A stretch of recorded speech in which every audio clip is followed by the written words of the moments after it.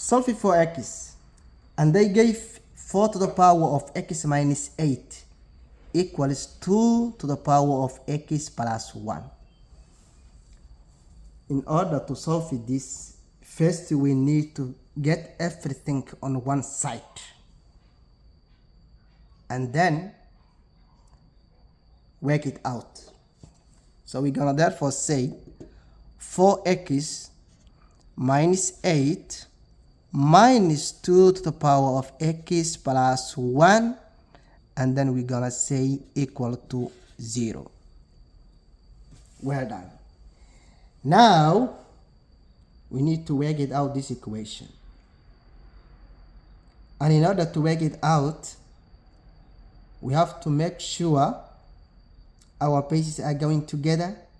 So we're gonna therefore start with the first term, which is 4 to the power of x, which can be rewritten as 2 square to the power of x minus, let's take, in order to rewrite it in standard form, the minus 2 to the power of x plus 1, minus 2 to the power of x plus 1, and then take out the minus 8, the constant term, minus 8, which equals 0.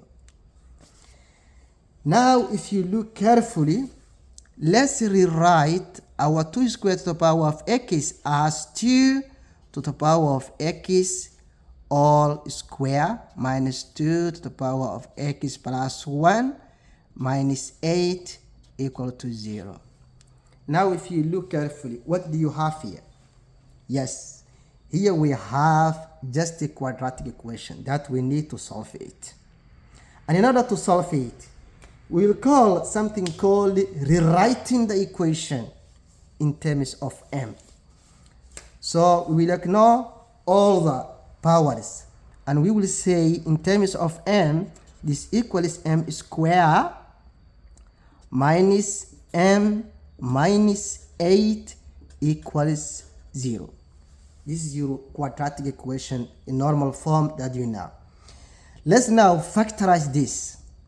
Therefore, m square minus m minus 8 equals m. So we have to find any two factors of 8 that will give us minus 1. Any factors of 8 that can give us minus 1. So factors of 8 are 2 times 4 and also 1 times 8 using the natural numbers. So which two factors can give us minus 1? No one of them. That means we did use in terms of m incorrect way. So we need to rewrite it as m square minus 2m minus 8 equal to 0. Now, which two factors can give us negative 2, the coefficient of m? 2 and 4. But how? Yes, minus 4 and plus 2 can give us negative 2. Therefore, this equals m square minus 4m plus 2m minus 8. Factorizing this, if we factorize, this can be m minus 4 times m plus 2.